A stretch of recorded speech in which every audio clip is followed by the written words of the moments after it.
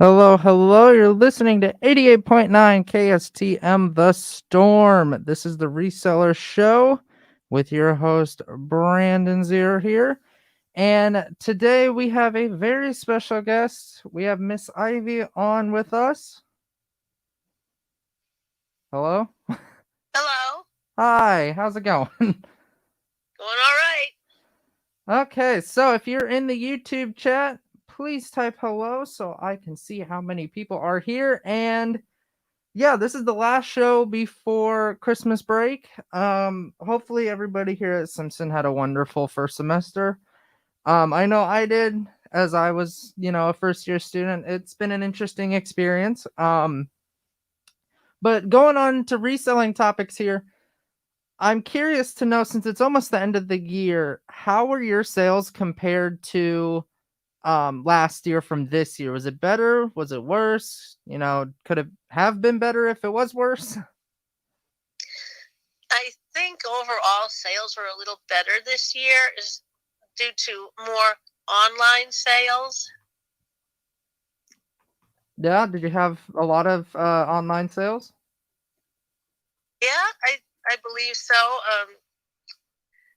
Etsy was not as good, but Macari, yeah, I sold a bit on Macari, a bit more than last year. No, that's pretty good. For me, it was probably about the same. Just because I was a high school, wow. Because I was a college student. Jeez, I am like not into it today. Because I was a college student, and I was focusing more on work than with online business. So it was kind of a what do I want to say? It was kind of more of a change for me, rather to not focus on the business, rather to do classwork than the business. But do you got any plans before the end of the year to do any shows or anything like that? No, the last one we did was this past weekend, and we have no shows until middle of January. And you want to talk about that, because I know the flea market just came out with something new that they're going to be doing, and it's a new location they're going to be in. Yes, it's be a vast improvement. The flea market at the Iowa State Fairgrounds will be held at the newly renovated 4-H building, and that's going to be January 15 and 16. Saturday the 15th from 9 to 4, and Sunday 9 to 3. Sounds wonderful. I know Yeah, there's a lot they of can good. fit about 150 vendors in that building. Yeah, I know there's a lot of good merchandise that is sold there. So Yeah, yes. this I don't have any shows myself to do, but I recently just did a show, and I've talked about it last time did this reseller show. I did the Bondurant Indoor Market and Vendor Fair, and that was held at Bondurant High School, and that was a pretty fun show. I got to meet a lot of fun people. There was a lot of people that walked through that show. It was mainly crafts, so I didn't sell as much as I thought I was gonna, but it turned out to be pretty decent. How was your flea market? The flea market was a little slow. I think a lot of people are out Christmas shopping at other venues, but once it moves to the 4-H building and there'll be more advertising to promote it, then we will get the crowds that we used to get. Yeah, yeah. I think though over the years, the flea market's been different, because they got new ownership this year. It's been a roller coaster of a ride. Do you remember going back to the days when the church would host it? Yes, it was often a packed house, and you could hardly walk around and see everything. There were so many customers, but the pandemic had a lot to do with it. That's the main reason why things changed, and now hopefully they'll change for the better. Yeah. Hopefully we'll go back to having a bunch of people walking around that building. Yeah. But so I know that I want to ask you your opinion on this. What do you think of on-site auctions? Because I wanted to get a little bit into this, because I'm probably gonna go to one this weekend. But what are your thoughts of doing on-site auctions as of today? I know COVID's still going on, and there's a lot of people who don't really want to go out to the on-site auctions and they'd rather do online. So I guess what I'm trying to say is, what do you think is better, on-site or online? Well, I would be a buyer for either. It depends on the merchandise that's offered and the price. I do enjoy going to on-site auctions. I can see and touch the objects that are being sold, and it's hard to do that with online. You just have to examine the photos really closely, but they're not right in front of you where you can actually grab the items and examine them. But I have no problem going to outdoor auctions. I actually love going to outdoor auctions when the weather's good. Indoor auctions, if the facility is large enough, I feel a little more safe than if you're in a smaller venue with a lot of people. Then I tend to avoid situations like that. Yeah, yeah. For me, I'd rather go to a on-site auction myself, just because I like to see the items and I like to know what I'm bidding on. I know you can go preview things on an online auction. And that's the other thing about online auctions, is that I guess a good side to it is that people who aren't technology inclined, it's hard for them to get on to a website or something, to bid online. They'd rather, they're the old fashioned style. They like to go to an actual auction and hear an auctioneer. That's the thing that kind of makes me upset, is that you won't be able to hear an auctioneer anymore when you have an auction online. It's all just this one big list of items and you just bid online and all that stuff. Yeah, I prefer online auctions where you can go and pick up the items. I very rarely would I bid on anything that's out of state, because then you get a lot of shipping fees in addition to it, and then it makes it quite not so worth it. Yeah. Yeah, I do like bidding on things out of state though, because some auction companies, they don't have a lot of bidders. And if you can get that stuff cheap and hopefully your shipping is cheap, I mean, that's pretty good. I Mhm. know I'm not going to say the auction company, but there was one auction company that really surprised me when I was looking it up this week. Um, they have an interesting shipping policy, which I don't understand it. I really have never thought about it this way. But basically, you pay for priority or flat rate shipping. And I want to get your opinion on this too. But they also, for the packing and handling, what they do is they charge you 75 cents a minute for packing. What do you think on that? Well, if I was running an auction company, I would never do that. I wouldn't want to treat my customers that way. I mean, it doesn't make any sense to me. Um, you know, if they want to make more money, then they can always have a starting bid or a reserve bid. And there's really, I don't see the logic in 75 cents a minute. That's just, to me, ridiculous. Yeah, I found that out to be ridiculous. I mean, I could see, 75 cents an hour, but a minute, that's $45 an hour. Yeah. So, Now, on the contrary, there is one online auctioneer that where you can kind of hear an auction going on, because he's a real auctioneer with the all the spiel that they go through, and in his auctions, if you spend like $30, everything's free shipping. So there you go. I mean, that's the opposite end of the spectrum, which is a lot more nicer for customers. yeah.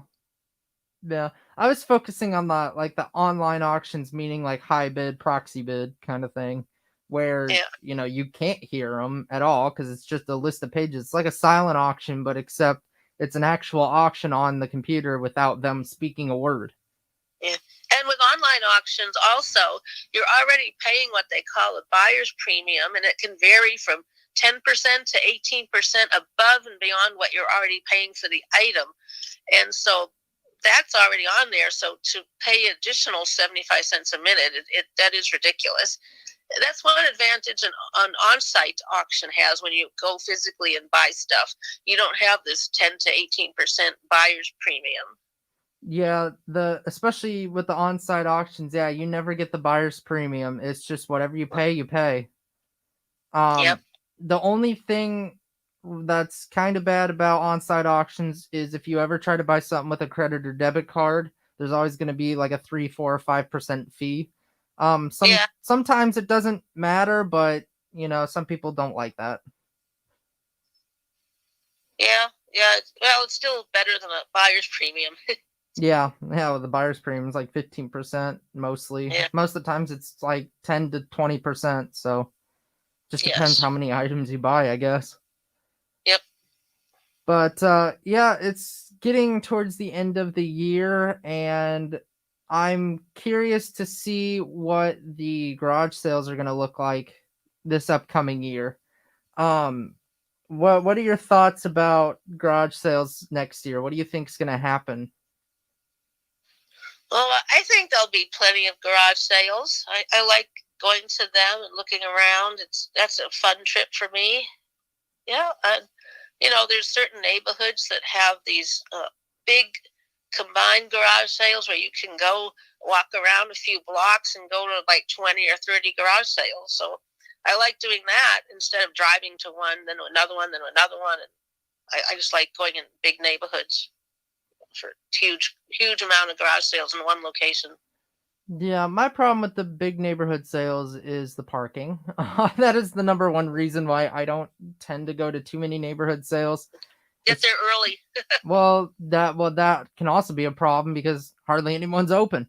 But the one of the big issues I have with parking is I think it's that neighborhood on was it Jordan Creek Parkway, like 50th or 60th Street in Jordan Creek. It's that one neighborhood that's just got a couple cul-de-sacs and some up and down streets, and man, that is a weird place to park. Uh-huh. It's so hard in that neighborhood. It is so hard to find a parking spot Yes. during one of the sales. But how did you do at your antique booths throughout the year? What was the best month? What was the worst month? You know, what are your thoughts on your booths? I'll have to go back and look at the stats, but overall, I think this year was pretty good at the antique shops. I'll, I have a booth in 3 different shops, and I know 2 of them have done quite well, and the third one's it's growing because it's kind of new. But I'm pretty happy with the way that the booths have been going in the shops. Yeah, I think my worst months is probably back in the summer, probably around June or July. I think was my worst months. But Mm-hmm. my best month was literally just last month in November.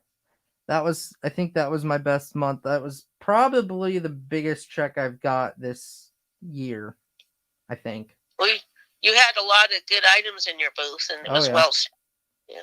Well, and it's not only just the good items, it's the actual days of shopping, in November we had Black Friday and we had Small Business Saturday. And so that brought a lot of people out because of COVID. Everyone wanted to go shop now. Yes. But yeah, so we have a booth in Memory Lane. That shop is doing amazing. I give so much congratulations to Catherine on running that store. It's just amazing when you walk in there and you see all the things there. Plus she's got her metal business, which is just fantastic. I was in there for Small Business Saturday, I think. It was either Black Friday or Small Business Saturday, one of the two, when I was in there just to fill my booth up for a little bit, and she sold like 6 metal pieces when I was there. Isn't her warehouse not too far from Indianola? Her warehouse isn't too far from. I think it's in between here and Norwalk, if I'm right.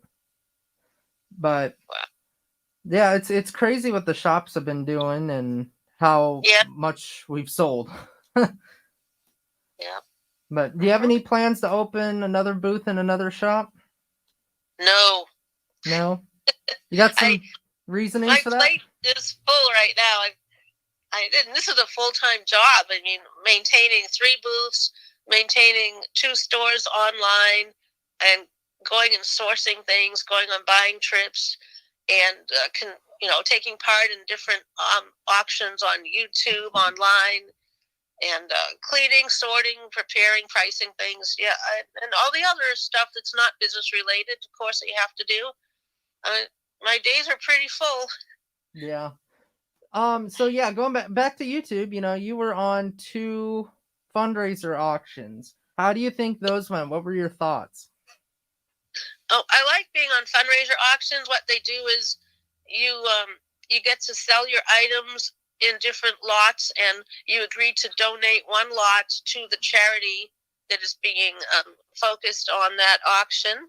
For instance, the first one was Toys for Tots, and I auctioned off a group of items, and the person that bought them would pay Toys for Tots, and then I would mail the items to the person that bought. And then the second one was for Wounded Warriors, and the same thing happened there. I sent off the items to the person, and the person paid Wounded Warriors. And so there's different auctions like that going on from time to time, usually around the holiday season, where the person that hosts the auction picks the charity that they want to donate to, and then anyone else comes on and also makes a donation of items. The price that the items sell for, that's what goes to the charity. And then they give you the opportunity to sell a few things yourself and make a little profit too. So it's a win-win, and I always like to take part in those when they happen. I thought they went well, especially the Toys for Tots auction. That was very, very good. Yeah, I know you did 3 auctions, am I right? The third one, it wasn't charity related, but that was also very good. The third one, that was what they call a family reseller auction, where they invite different people on YouTube to come on for 30 minutes and sell as much as they can. And I love taking part in that. It's a lot of fun. Yeah. Hopefully we will be doing a auction on my channel during winter break. I'm not sure about that yet. I'll have to see how my weeks go during winter break. But yeah, I mean, just reflecting throughout the years, or throughout the year, not years, but I think this year you could definitely tell COVID impacted a lot of sales. I know there's churches here in this area that did not have sales because of COVID. Yeah. And when I got back to them, because I was calling like once a month to find out, are you going to have your sale? Are you going to have your sale? I just kept asking. And they just said, nope, we're just going to cancel it for this year. And I was like, well, okay. But we do, as resellers, we kind of need these church sales and these bigger sales because it gets us a lot of stuff, and it just helps out our piles at home, I guess. Yep, you can find a lot of stuff in one shopping trip. All it takes is one big church rummage sale, and I like to spend my money at organizations like churches and charities. So when they don't have their sales, then I can't do that, and then I don't get the inventory that I need, and then I have to go source other places and hopefully find some things to resell. What is the number one church in this area? Or, I mean, you don't have to say it specifically, but do you remember a one specific church where you bought just a ton of stuff and it was like a gold mine? Oh, there's probably at least 5 organizations or churches where I would buy a lot of stuff. One of them, it's huge. They needed 2 gigantic rooms, like an auditorium, a gym, a fellowship hall, and they would cram 2 huge rooms full of stuff. They were on 2 different floors, and one room would have racks and racks of clothing, some of it brand new, accessories, shoes, what you name it, purses.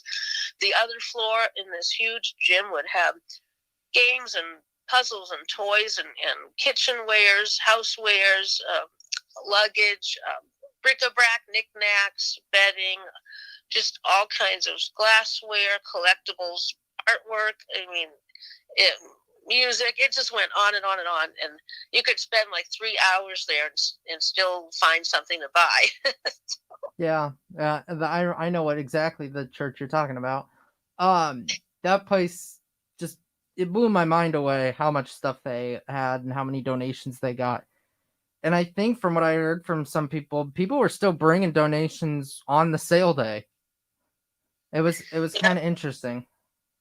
You feel bad for organizations that couldn't have their fundraisers like that because, some of them, they would raise, 10 to 20,000 in one day. Yeah. Yeah, and that's the thing. COVID really stopped a bunch of stuff. I know there was one church that I just love to go to, and I would stand outside for like 2 hours just to wait for this sale. And we've had an experience at this sale once, and I'll get to that in a minute. I'll let you tell that story.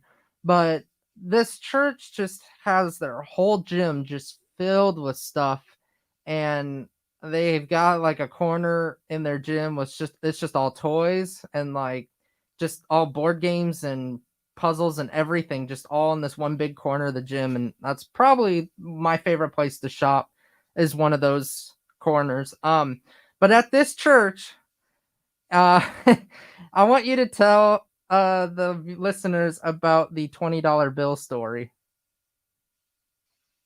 Remind me a little bit about it, please.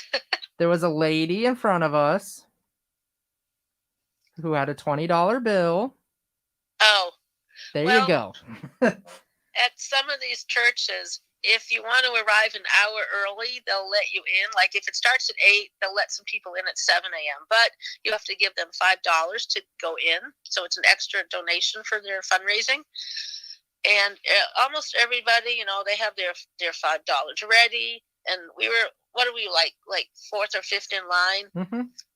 Someone ahead, the one person ahead of us didn't have the exact change, and we were waiting and waiting and waiting for her to get her change and find her $5.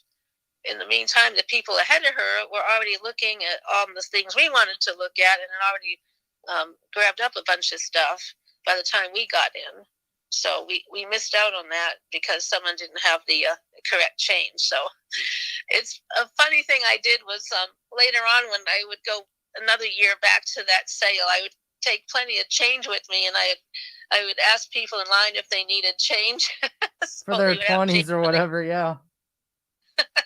So. No, that was pretty funny. I just remember that story. And one of the churches, I don't know if you want to go into too detail with this one, but one of the churches, it starts at 9, and the line at 9 o'clock goes around the church. You know which one I'm talking about? Yes. Yeah, the line is super long. And because of COVID, they only allowed a certain amount of people in. So in order to be, one of like the first 10 or so, you had to get in line at like, I don't know, what was it? I got in line at 6, I think. I wasn't that early. No, you weren't that early. No, I saved spots, but no, I got in line at like 6 a.m. and it was just, I had to sit out there in the cold, and I talked to a couple people that were in line ahead of me, but because I know there's a lady who gets at that church sale at like 4 a.m. And I can't. It doesn't make any sense to me to be that early. It does not. Unless if, there's something at this sale that you saw on a Craigslist picture that is just like, I need to have this. Who needs to be at a sale at 4 a.m.? I don't. Nothing's worth it for me to get out of bed that early. No, seriously, nothing. I mean, it's just insane. And the funny thing is, the lady looks for the same stuff we do. So I always try to get in line before her, but hey, I'm not gonna be in line at 4 a.m. That's silly. No, if she wants it that badly, good luck. I mean, there's plenty of stuff to go around. That's how I look at it. Yeah. That was, okay, I want you to talk a little bit about this. That was the other thing I didn't like about churches in COVID, was that they did not advertise. Do you remember what church we didn't go to this year because they hardly advertised it? Yes, there was a big church sale in July that we were hoping to get to, but they had it and we didn't know about it, but that happened, so life goes on. Yeah, never posted it on Craigslist, never posted it on a community event page, only posted it on their Facebook page and their church website, I think. But we never knew about it, so okay, this is I understand this one. But we do have someone in the chat that said woke up at 3 a.m. for an estate sale a few weeks ago. LOL, I had to drive an hour and a half though. Like, if you're waking up that early and you have to drive that long of a ways, I guess I can kind of understand that. I don't know what was there. It must have been really, really good. It better been good for driving an hour and a half away. I would have been fast asleep. Like, forget it. No, my favorite thing to go to is estate sales at night. I like when people do them at night because I don't know, it's something I like. I tend to find better deals and make better deals at night rather than in the morning.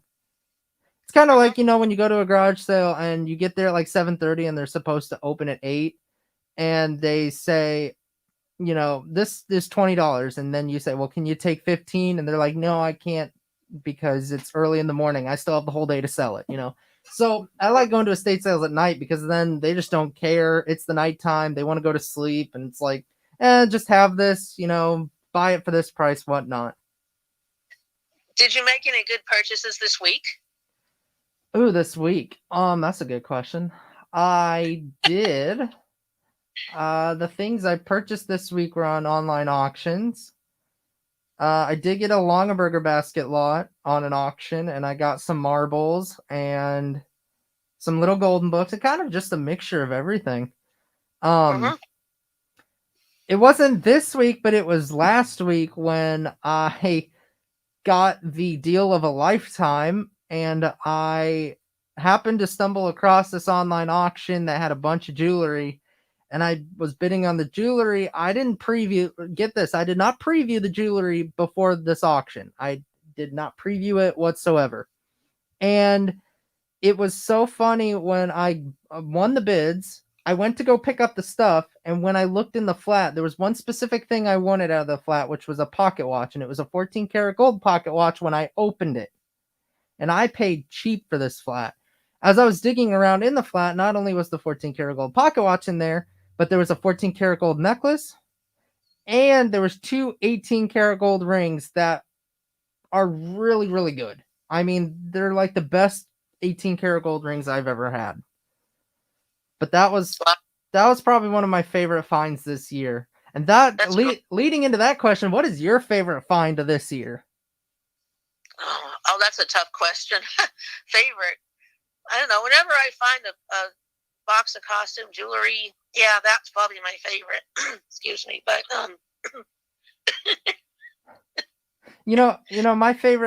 my favorite find of yours, and you could tell the story on this. This is pretty funny. Is the tray. What? The tray.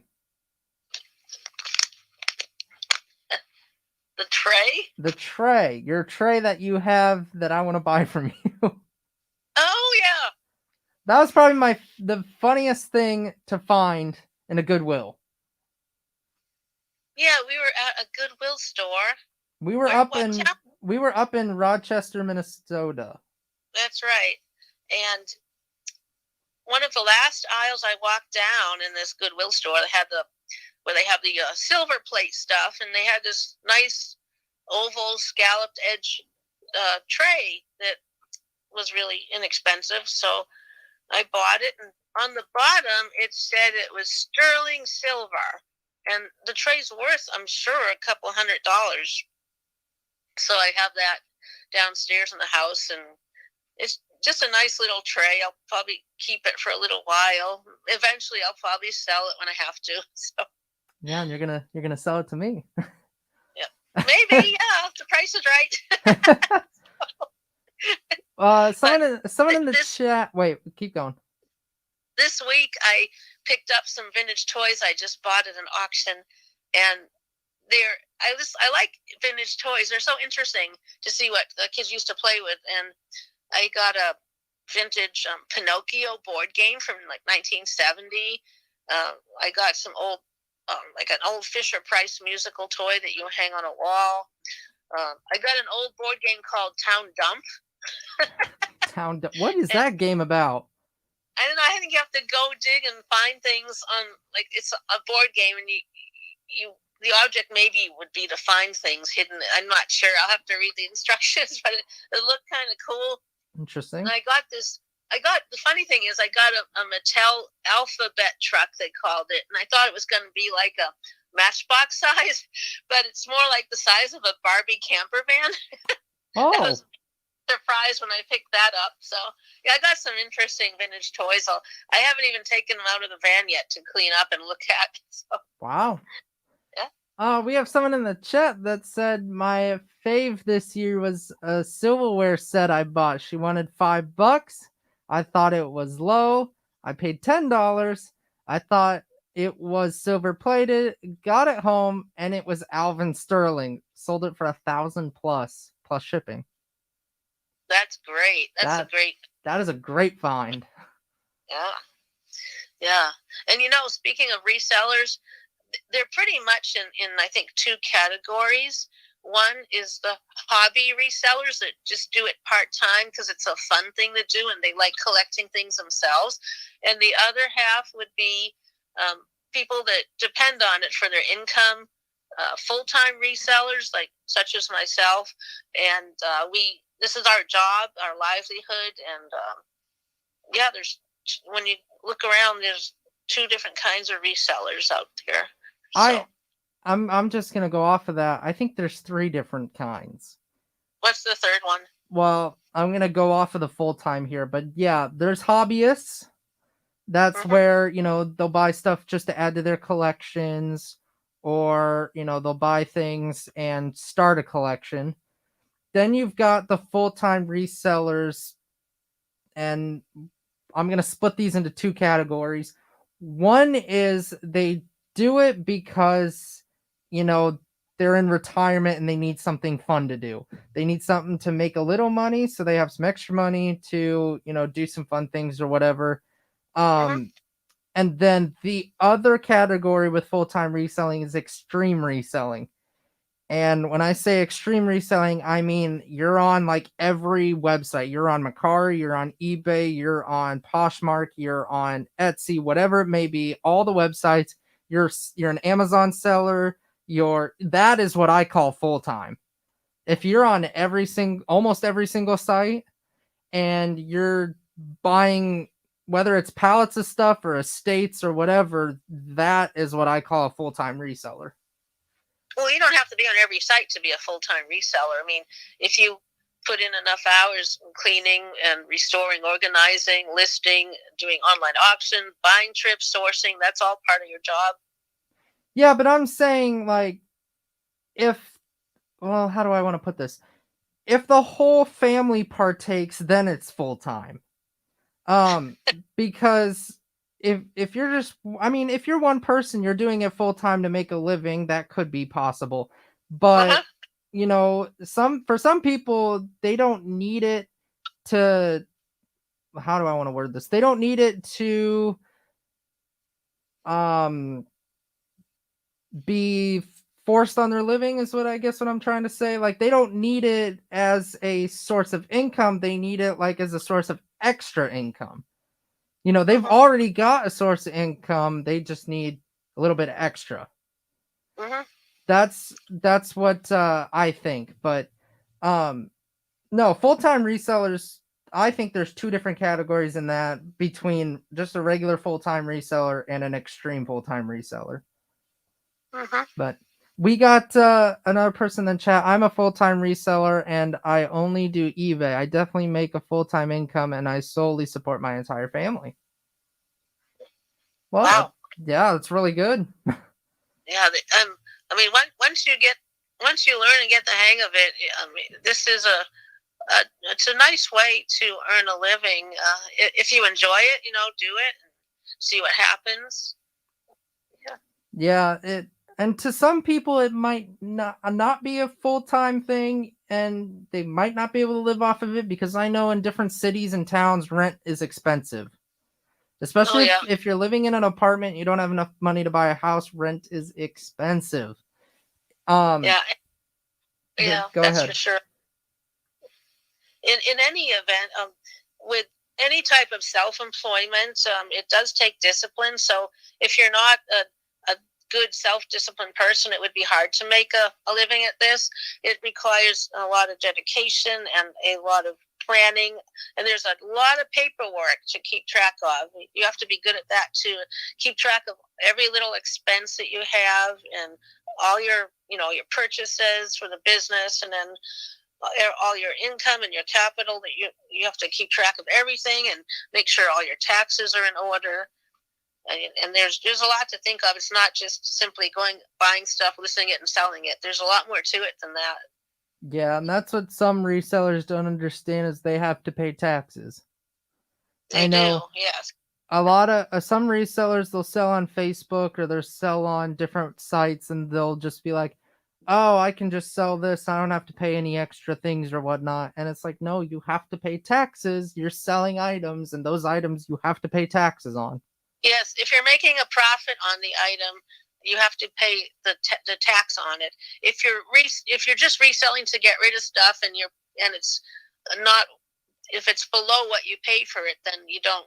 That's not considered, for income tax for that purpose. The only way I can think of not paying taxes if you're a nonprofit organization. Mm-hmm. I don't think they have to pay tax when they're reselling, like thrift stores that help out communities. I don't think they have to pay tax because it's already No, charged it's at a checkout. 501c. A 501c entity is a nonprofit, and they're exempt. Yeah. Yeah, but yeah, there's a lot of people in the YouTube chat. Thank you so much for coming. If you have any questions, just please type them in the chat. We're just talking about how the year's been going since this is the last show until after break. After break, I will be having a very special guest on, and it's actually one of my professors. I'm trying to get that arranged. They are a self-entrepreneur and they own their own business, so it'll be nice to talk about entrepreneuring skills and whatnot. And I hope to have an Amazon FBA reseller on the show as well next semester. So, do you have any other comments about how the year's been for reselling? Oh, it has been better than expected. When the pandemic happened, you don't know what to expect, how bad it's going to get. But somehow, it actually had a positive effect on online sales and a negative effect on the on-site sales. Mm-hmm. So, but I'm just optimistic and looking forward to the future. And hopefully things will improve and get better. Yeah, I'm just happy that the shops are open again and the flea markets and antique shows are happening again. Yes, definitely. It feels good that we can still have the shops open even though COVID's still around. So Yeah. Mm-hmm. but yeah, the reselling era of this year, I guess you could say, it's definitely been an interesting way to get around as a college student. I haven't done much with YouTube at all, even though I probably will after break. I'll probably do some auctions after Christmas break because my schedule's a little easier, but it's all about my scheduling. Right now I'm a part-time reseller. I don't list a lot. It's because I'm in college and it's kind of hard to focus on two things at once. So, but I don't know what your thoughts are on that since you're not a college student. But did you resell in college? No, I did not. I did not do. I was focused totally on my studies. I had like a partial scholarship that I didn't want to lose, so I had to keep my grades up. Hmm. Yeah, that's I don't want to get too personal, but you went to an all female college, right? After I was a freshman, when I was a freshman, I went to a co-ed college, and it was kind of like high school. I wasn't challenged, and so I transferred. And for the next 3 years, I was at a wonderful college. That college has since gone co-ed. It is still an excellent school, and I'm very glad I went there. Yeah. Yeah. I loved my college. Yeah. Any other things before we go? Because I'm running out of time here on the show. Oh, already? I know, right? It's crazy. I got to get to a couple things here this afternoon. Well, just like any business, I always emphasize, as I have in past conversations, how important it is to be ethical and honest and treat people the way you want to be treated. You know, if you have something for sale and someone buys it, make sure it's as described and send it to them after they pay. If you're a customer, keep your word, pay for what you said you would pay for, and it will be delivered to you. And just treat everyone with respect, courtesy, kindness, and you will have a successful business. True words have never been spoken. Well, thank you everybody for listening this semester. It has been very fun. If you guys want, one of the events on Simpsons campus tonight is the band concert, the symphonic band concert. I will be a part of that. It's a very fun experience. If you like listening to music, go check it out. It starts at 7. I think it goes till about 8 or whatnot. They'll have a 10-minute intermission in between that. So that's one thing to do on campus. Enjoy your guys' finals. Have a Merry Christmas and a Happy New Year. And we will see you guys next semester when we come back. Bye, everyone.